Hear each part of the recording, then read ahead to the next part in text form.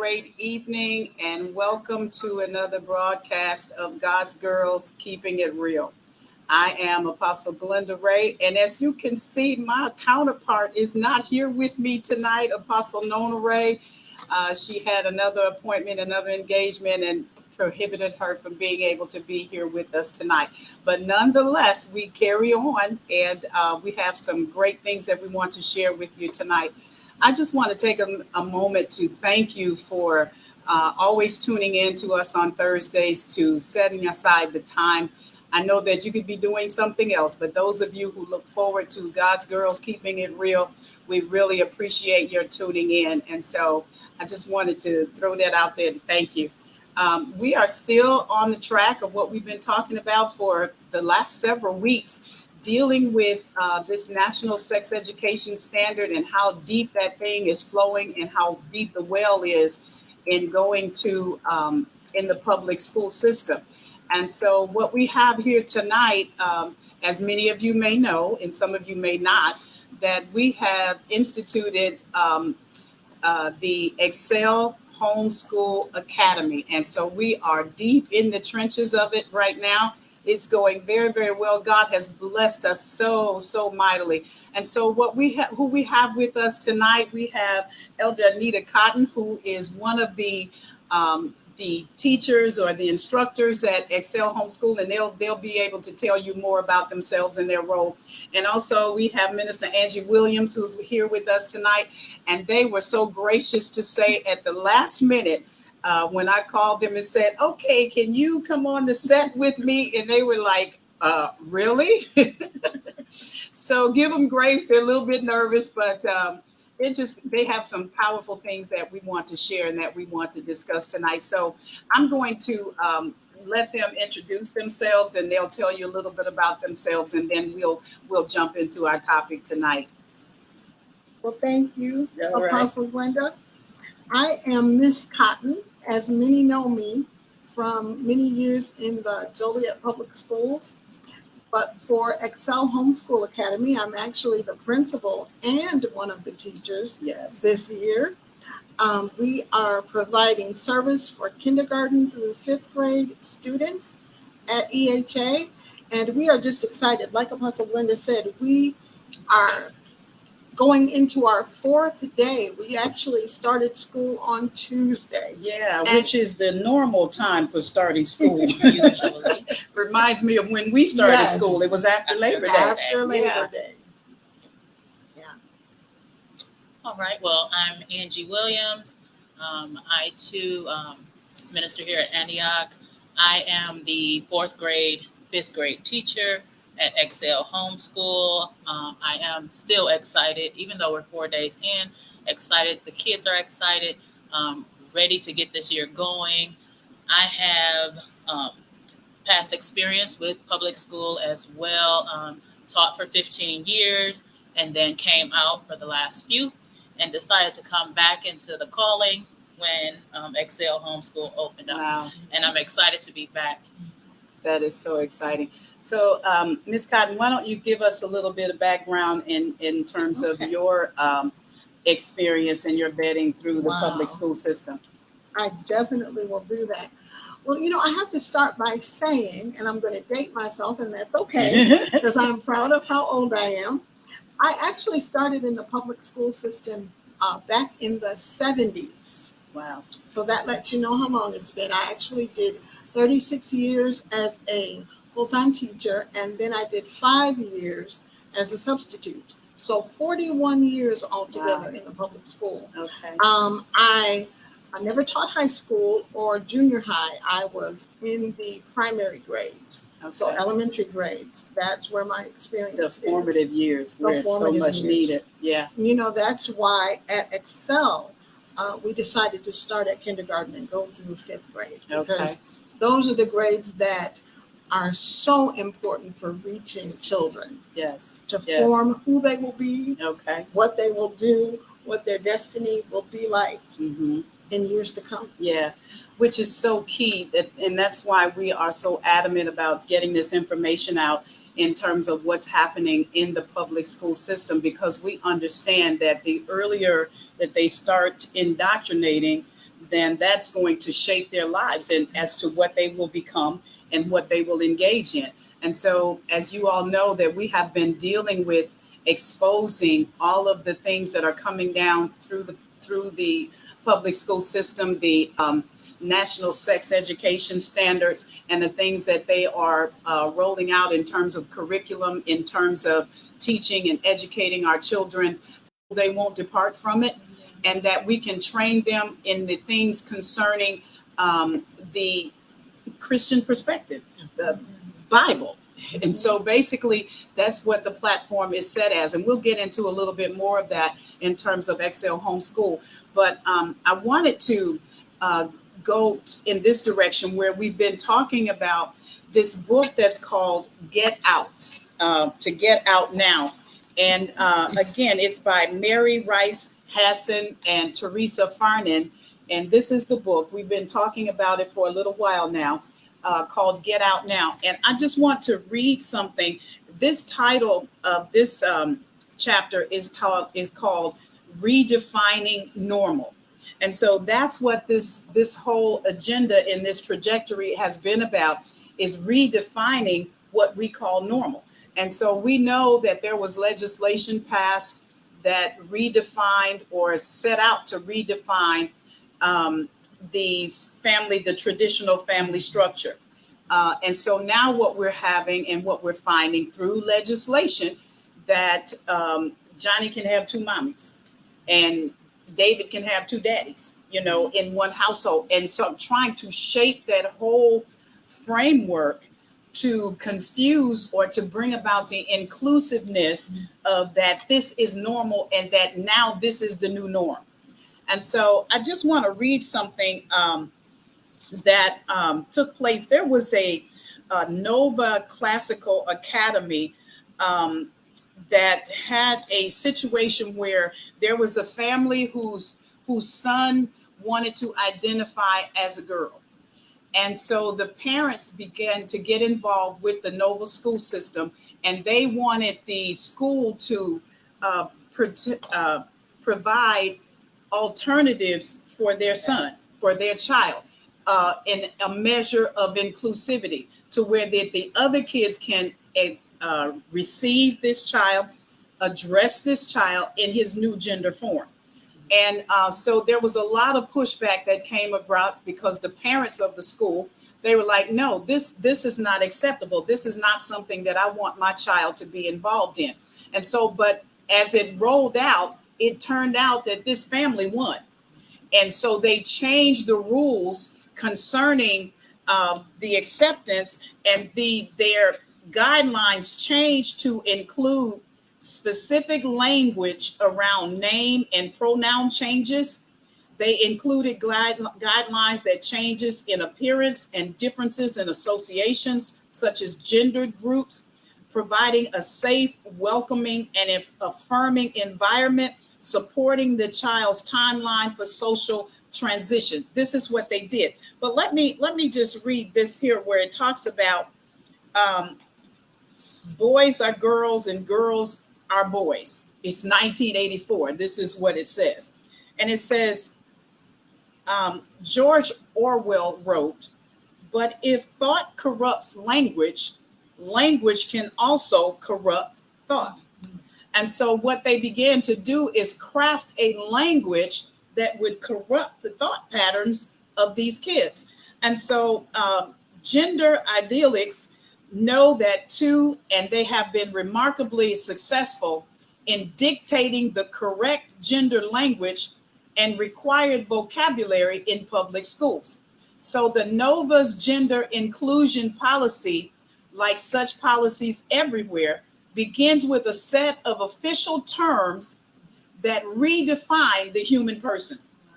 This is really deep. And so what they did is they changed the language and incorporated a language that would craft the mindsets of these kids. And so an attempt to embed the premises of gender ideology in students' language and assumptions. It says the new vocabulary includes terms such as assigned sex, gender identity, and gender expression. So how do you assign a sex to someone? When an individual is born, their sex is already identified by their genitals. And so it's like, we know this is a male, we know this is a female, we know this is a boy, we know this is a girl. When they do gender reveals, what are they doing? They're doing the reveals to reveal what gender this child is going to be. And so they make preparation according to what has been revealed. But this is set to redefine the normal.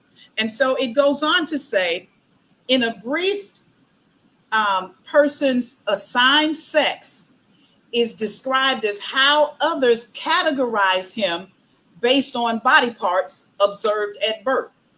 Gender identity is who I am. So they're saying that what you were born to be and designed according to your genitals is not necessarily who you are. It says that gender identity is who I am, defined as a person's deeply felt interior sense of being male, female, or neither. Wow. So how do you be neither? When God created in his image and his likeness, he said he created male and female in his image and in his likeness. So does that say that we don't know what God was doing and that God didn't know what he was doing? Just turning it all around. But we understand who's behind this whole situation. Then it goes on to say that gender expression describes what's on the outside, how a person expresses that inner gender identity in mannerisms, hairstyle, clothing, and interests. So it's saying that I can express my gender. If I'm a female, I can address my gender by wearing male clothing, by acting male in my expression, my clothing, my hairstyle, and all of that, and cut my hair like a boy, and all of that. And it says a transgender person, though born with a normal male or female body, experiences a disconnection between his physical body and his feelings. So transgender means I was born as a girl or born as a boy, but now I'm transforming my gender to be what I want it to be. And it's based on my experiences and my disconnection from my feelings and my physical body. It goes on to say this deconstruction of the human person is taught to school children, often with the aid of cartoon characters like the gingerbread person, check this out, or the gender unicorn. Now, if you have been paying attention, when you go into any store, everything is releasing and giving image to this unicorn. Unicorn bedding, unicorn clothing, unicorn shoes, everything is encapsulated in this unicorn. And the sad thing about it, ladies, is that many times the parents get on this bandwagon and don't really even understand what they're getting involved in and what they're exposing their children to. Exactly. And so when they go to sleep at night, because you've got unicorn sheets and you've got unicorn bedding, this thing is involved in your sleep patterns because of what it's representing. So it says the gender unicorn shows the person not as a unity of body and soul, but as a conglomeration of separate dimensions: gender identity, gender expression, sexual attraction, romantic attraction, and sex assigned at birth. So it's not, are humans not spirit, soul, and body? Yes. That's what First Thessalonians tells us, that we are spirit, we live in a body, we have a soul. But here it's breaking down because the enemy cannot recreate that. That's right. He can only perpetrate that whole thing. And so this unicorn, and I'm sure that Many of you know what we're talking about when you see these unicorns, and it's the colors of the rainbow. Mhm. You see the pink and the blues and all of that, and taking back the rainbow. And so let's talk about that for a second, because I know that's sparking you. I'm feeling you over here, Oh, because I believe that in Excel Homeschool, can you talk about I that a will little talk bit? about it, Apostle Glenda. One of the things that we have determined to do at EHA is take back God's symbol, Okay, and that's the Wow. rainbow. that's We powerful. understand that the rainbow was God's symbol of covenant Yes, with his people. yes, And so we are taking it back. In every one of our classrooms, you will see the colors of the rainbow, okay. not because we are connecting with this new agenda, Mhm. but because we are going back To to identify. identify Yes. with Jehovah God, Okay, who caused the Wow. rainbow okay. to appear Hmm. as a sign Yes, of covenant yes. with his chosen. Absolutely. And so, again, the enemy can create nothing new. So he masks and try to take what God has done and flip it and redefine it. Yes. So how are the students taking this, and are they connecting this with the homosexual agenda? Not at all. Okay, Not at all. okay. Because one of the things that is beautiful about homeschooling, whether it is done at a facility like ours or whether it's done in the home, the parents or whoever the teacher is has the control to Okay, say what is or is not taught. right. So I want to say to parents right now, because I am a parent advocate. I Okay. say it wherever I go. I'm a Okay. parent advocate. Mhm, And I'm saying to parents, do not allow yourself to lose control mhm. of your child, Yeah. because the first line of defense, Apostle Glenda, is parents. Yes, yes. And so that's what this public school this whole LGBTQ Absolutely. agenda is for the parents to lose their authority with That's their right. children, and to lose control as to what their children are That's taught. right.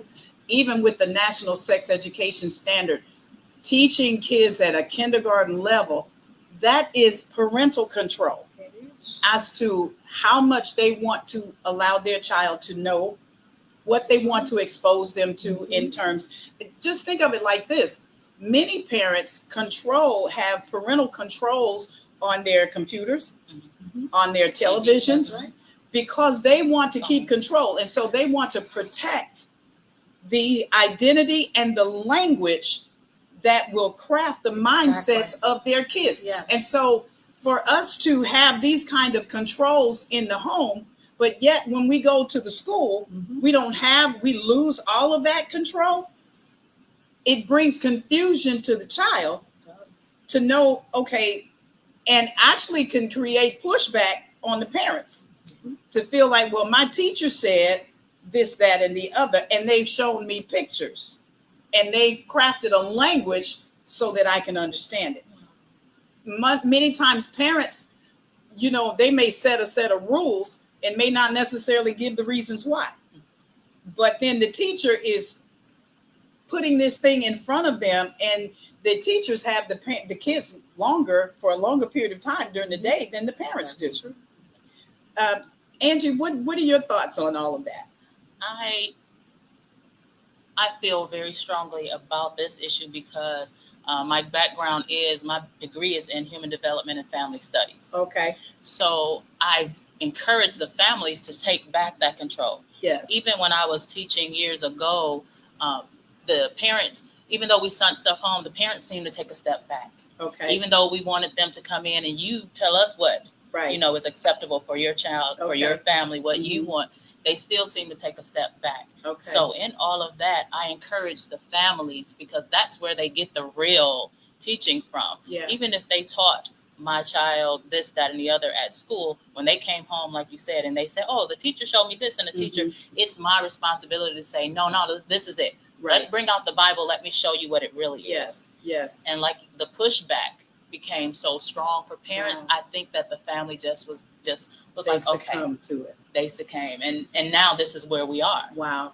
So Wow. with that background and being in Excel and having all of these things come to us, Mhm. I can be another push for the That's family, great. another help for the parent, Yeah. because I do see, Yeah. how it's going to happen, how it's going to fall. Like you said, there's things coming that we have not even Yes. heard of yet. Mhm. And because Mhm. the enemy has taken it and twisted it around, so we're confused. Yeah. Yeah. But having a view of how it's supposed to be, Mhm. and I'll say the gumption to go after it now. Okay. We're doing something now That's to good. save our children Yes, now. And yes. so I'm excited about that. That is awesome. That is awesome. God has blessed us so much to have individuals that carry what you carry, so that we can know what items that need to be hit. We have an understanding because we have a jump. Your background and your background. We understand and we know what has been coming down the pipe, what has been taught, and what some of the pushbacks have been, what some of the things that have not prospered. We know Yes. what they have been, and so we can Yes. align things to that degree. So tell me a little bit. Tell me, how does homeschool differ from public school? What does that day look like? So one of the main things that I'll say when you talk about homeschool versus state schools Mm-hmm. is the component of faith.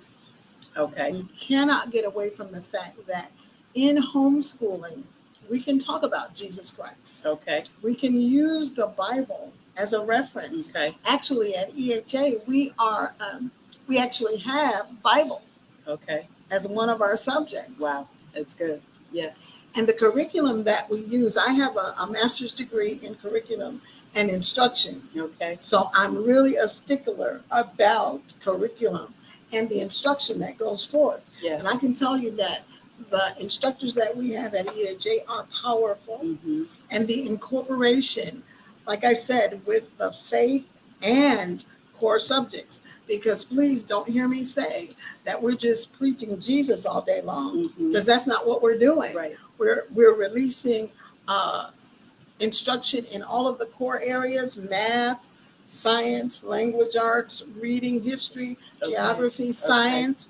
We have the technology component. Okay. And like you said, we have the safeguards Mm-hmm. around that, so that whatever we put there, that's what the students go to. They can't Okay. access YouTube, Okay.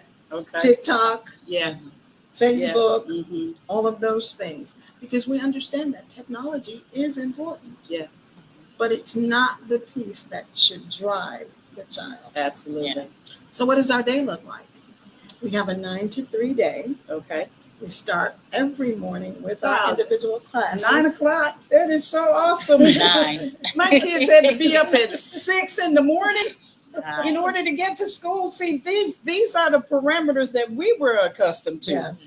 Okay, go on. I'm sorry. So as I said, we have a 9 to 3 day. Okay. We start our day in our individual classes with prayer. Oh, wow. That's Now let's great. not even go back to when that breakdown happened Right. in Right. public school. Mm-hmm. That would take us another whole hour to talk Mhm. about. Mm-hmm. But we start each day with prayer, and our children love it. Yes. Yeah, running in. I want to pray. I want to pray. Oh, I want wow. to pray. Can I pray Okay. today, Miss Willie? Can I do it? Wow. Like, sure. Yeah. That is so Yes, you great. Yeah. So great. So that's one of the big things. How You else make does me it? want to be a student again. You know, I we get You that? could be in my Well, I always say I want to go to their classrooms. Right? Okay. But the other thing that it affords is the one-on-one instruction. Okay.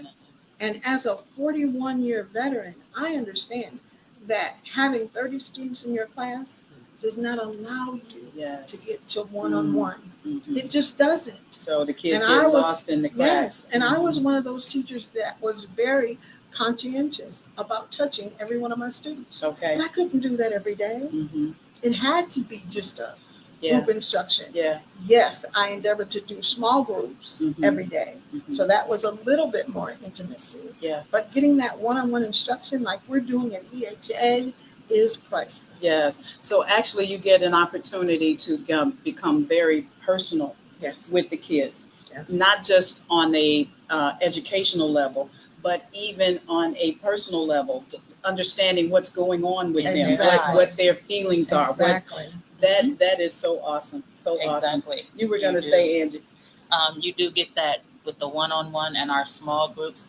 Very well. We've only been in class for 4 days, Okay. and I think I had a lecture session once, and they are really gravitating to that individual and that independent study Okay. because they're able to do their work and then move on to the next thing. They don't have to wait for little Billy or Okay. Tracy to get it before we move to the next Okay. thing. They're able to get what they need to get and then move on to their Okay. next skill. Mhm. And I think that's what's keeping them excited because everything is new. Everything is new. We're not talking about the same thing all week Okay. long so Okay. that everybody can get it. Yeah. Yeah. So that one-on-one is very, very crucial That's to them good. in homeschooling. That's good.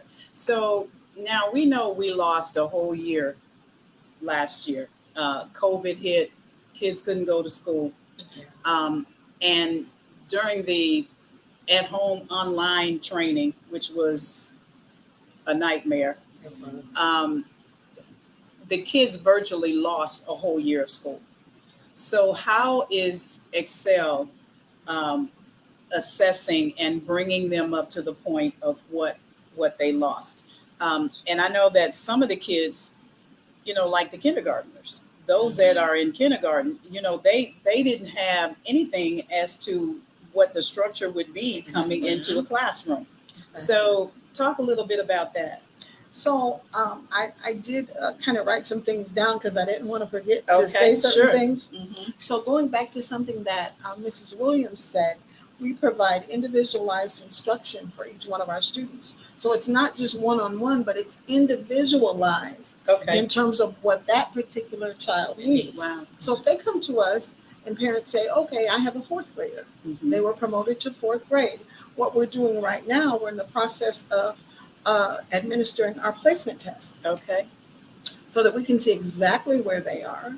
And if they need to go down to a skill that was missed even 2 grades before, Mm-hmm. we're filling in those gaps. Oh, wow. That's what we do. That's and good. then we keep them moving. Right alongside of their Exactly. regular curriculum. Okay. And we do not demean or cause them to feel any less. Okay.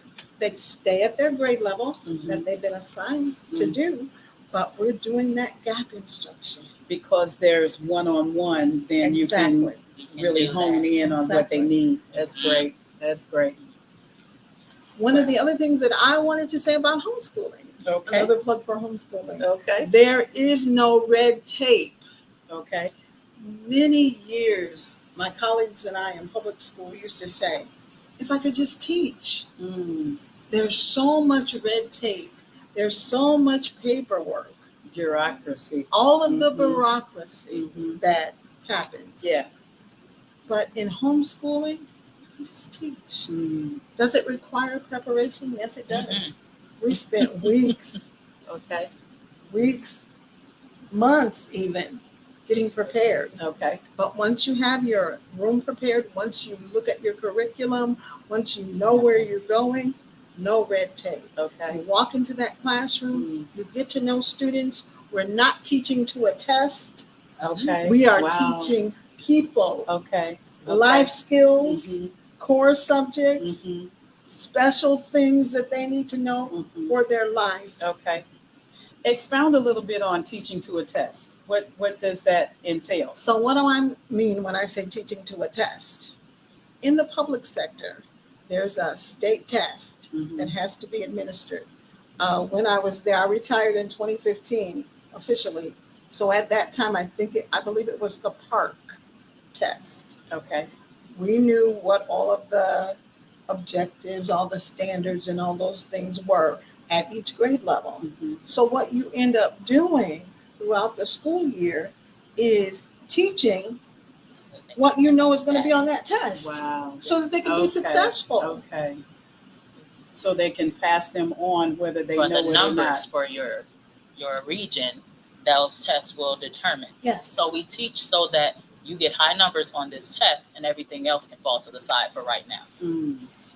Because it shows, the numbers will show that you have successfully accomplished third, fourth, fifth grade, whatever grade it is. Based on the standards that's set by the Department of Education.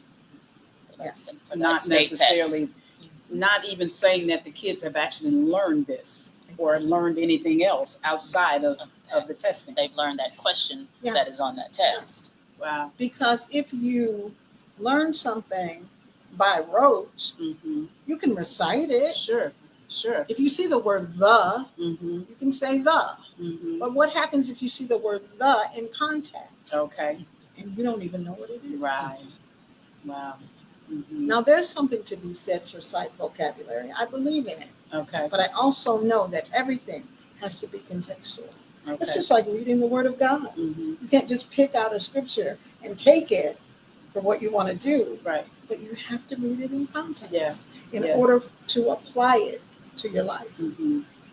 That's great. That's great. So then, as a result, our kids are getting one of the best educations that that's out there to be offered. And we're talking about Excel Homeschool Academy that's being held right here at 1106 Curtis Avenue, grades K through 5. We are still taking enrollment. Yes, Enrollment we is still are. open because we're Absolutely. only 4 days into the school year. Yes. So those of you who may have enrolled your kids in the public school and you're understanding that some of the things that they're teaching, let me say this, and I think we said it on the last broadcast, that we knew that this bill 818 was coming down. We knew that it was sitting on Governor Pritzker's desk, but he had not signed it until the Friday after the Wednesday that school started.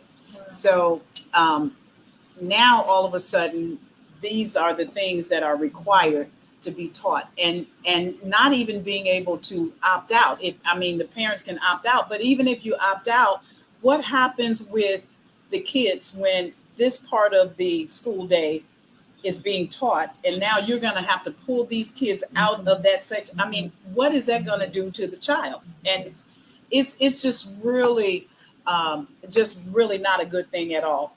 Homeschool, Excel Homeschool Academy. And if you don't have a means by which, or an area where there's a homeschool in your area, reach out to us. We can send we've invented the wheel.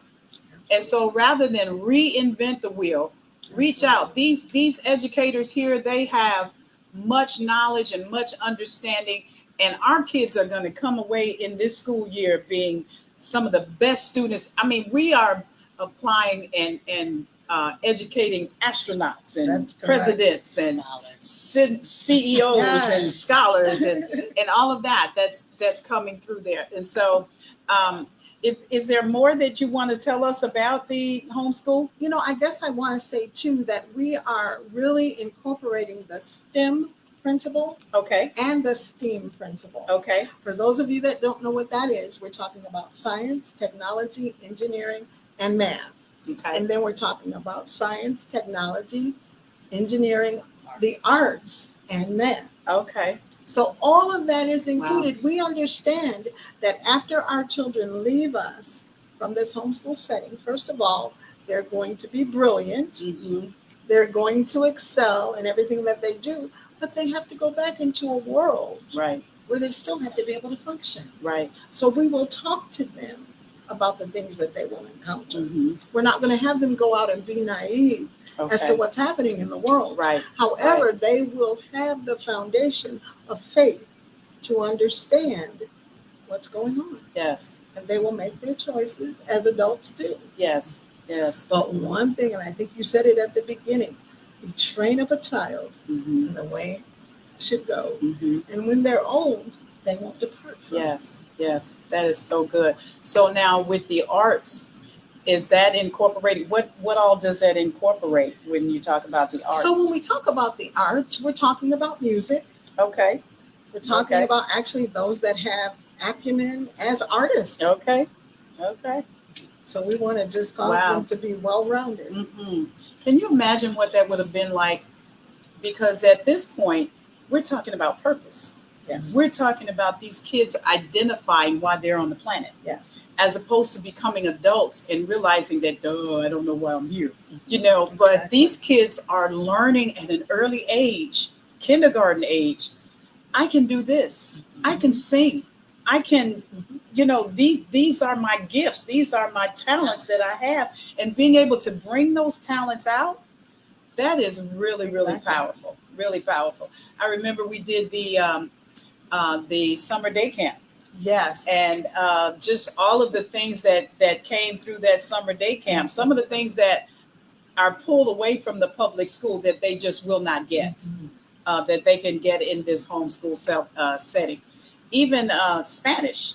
Yes. There's a piece for We that. have a special. Wow. We have a Spanish teacher who will be doing Spanish, and she will be doing music theory. Wow. One of the other things that I wanted to say about homeschooling, and I really want to say this too, because I have a lot of colleagues that are still in the public school. Okay. So I know that there are people like myself Mm-hmm. that are still there. Yeah. And they're dealing with whatever they deal with. I don't really know because I'm not there anymore. Yeah. But what I do understand is that we're not public school bashing, but what we are saying is that the public schools have failed our children. Absolutely. Absolutely. And we just have to be real Yeah. about that. Yeah. Yeah. And know that they're failing them.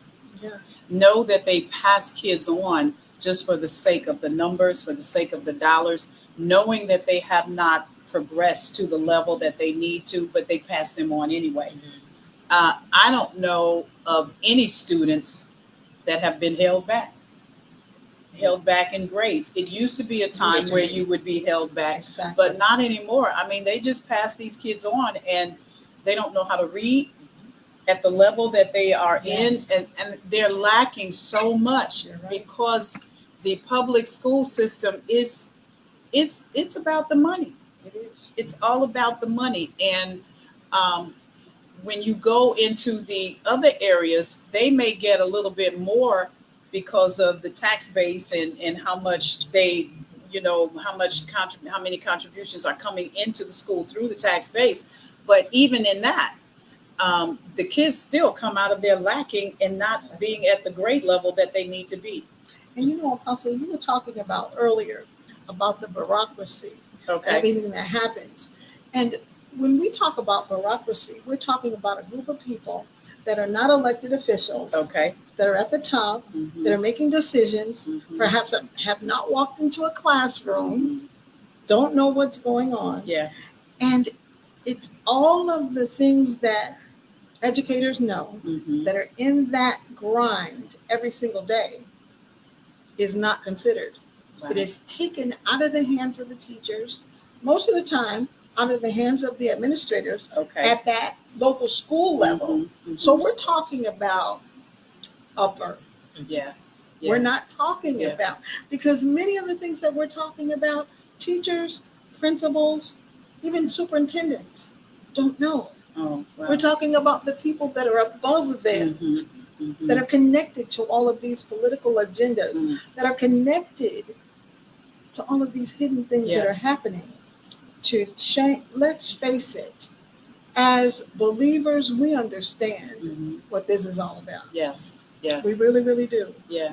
And so, yeah, And that's why we're trying to sound the alarm and noise it abroad and make it known what is happening in this public school system Yes. and how our children are being affected now. And we've yet to see the effects that will come down in their later years. Again, the book is Get Out Now. They couldn't have said it any better. It is time to get it out, get out. We can think that we can change it, that we can change the system. Right. It's too entrenched. Yes. The train is too far down the Mhm. tracks. There's no pulling it back. And it's only moving further and further down the track. And so it was said that it would take at least 10 years before we could even begin to make a small impact to turn around what has already been released. And so, again, we just encourage you to hear what we're saying. If you have kids that are in the public school system, please, please, please hear what we're saying. Get them out now. find the alternative, find the solution to be able to, because their lives, their literal lives are at stake. Their livelihood, their adulthood, their progression, their maturity, all of that is at stake if we don't do something now. And so I want to thank these ladies so much, Miss Cotton and Miss Angela, for coming on the set with us today and just sharing their knowledge and sharing what's happening in Excel Homeschool, and understanding, having been in the public sector, the public school system for a number of years, and being able to see all of that. That was the other thing I wanted to ask you, both of you ladies, in the, as we're closing out, um, in the progression of what we're seeing now and what we were seeing rolling up to this point, what are some of the things that you can say that you identified and that you could see that was happening, maybe even unbeknownst to know that it was heading to this, and to take notice of it and try to do something about it because it was hitting the LGBTQ? And so that's why this whole track of putting forth things that would counteract the bullying and all of that kind of thing. And it was because of that. We didn't know that that's what it was. And I'm sure there's been other things that have been taught that we didn't know that it was moving to this track. One of the things that I began to see and hear after actually retiring and going back in as a substitute, I began to hear teachers say, "Oh, good morning, friends. How are you today, friends?" Okay. And at first I was like, "Oh." Okay. But then I heard it so much. It was no longer boys and girls. Yes. It was no longer ladies and gentlemen, which is how we addressed our classes. Right. The younger ones, we always said boys and girls. Right. Boys line up over here, girls line up over here. But suddenly you didn't hear that anymore. Okay. So now, so you can't do the lineup according to boys and girls. It's wow. friends. Wow. So how do you distinguish? There was a lot of inclusion going on back when I got out of the system, because I was in Chicago public system. Oh, wow. So it was a lot of inclusion with everything on every level. Even though I was in special ed, there was still the inclusion of them trying to say, okay, well, we're going to include them too. We're going to include them too. And everything was inclusion. Okay. That word was flying everywhere, no matter if it was behavioral, if it was gender, if it was developmental, however it was, let's get this inclusion thing going. Yeah. And so now, you know how you get desensitized. Yeah. Since it was we're going to start here and it'll move into this and it'll move into this. So back then it was like, okay, well, let's get the behavior people all included. Everybody's inclusive. It's no different. Everybody's the same. Yeah. And that's how it started. That is because as a classroom teacher, the gen ed teacher, of course, the special ed began to push in, which means they were included, where they used to have their own classrooms. So they were included now, inclusion. And then what happened is the specialist teacher then would come into the gen ed classroom with the students. Wow. And so it was just setting the stage for where we are now. Very subtly. Very subtle. Yeah. And that's how it's always rolled out. It's rolled out in a language that make you think that it's for the benefit, but really there's an ulterior motive and a hidden agenda. We think it's harmless. That doesn't mean anything. Yeah. Even this bill that Governor Pritzker signed that pushed back on the HIV criminality, indicating that you can no longer be penalized for giving someone HIV when you knew, and so, but that whole thing is like, he deems it from the standpoint of we don't want them to suffer penalty because it really wasn't solving anything anyway. And so why not just scrap this? It's just really gone to a level that is going to be very, very difficult to turn it around in that system except we create our own. That is true, because it's propagated in media. We know that. Mhm. It's propagated in commercials. The Yes. first time I heard the commercial, I think it's about an HIV drug. Okay. And one of the things that they say, this drug works for AIDS, but we're not sure of the effects of this drug Mhm. in those assigned female at birth. Wow. Yeah. And when I heard that, I went, oh. Hmm. Yeah. So, in closing, is there anything that you'd like to leave with our audience? Anything concerning Excel Homeschool? Just talking to them about, your experience, or anything that you would like to leave with our audience as we close out. I just want to say to parents, everybody's welcome. Come, come, come. If you have children in grades K through 5 and you're looking for an alternative, you're looking for a solution, this is the place to be. Amen. You have anything you'd like to close out with? The same thing. Come, let us help put the power back in the families. That's great. That's great. So good. Well, we thank you so much again. We're coming to the close of another broadcast. Again, we thank you so much for joining in with us. Next week when we return, my counterpart, Apostle Nona Parker, will be with us. By the way, I don't know if we mentioned that she's actually the chancellor for the Excel Homeschool Absolutely. Academy. So this is a vision that God has given her for some time, and rolling it out again. This is the second time around, Yes. and we're just believing God. I mean, He is so in this thing. He is so in it. The support that we're getting from outside sources, and it's just a real phenomenal thing. And I'm just excited to be a part of it. So again, we thank you so much for watching, and I'm Apostle Glenda Ray, and we are signing off. We will see you next time. Enjoy the rest of your evening.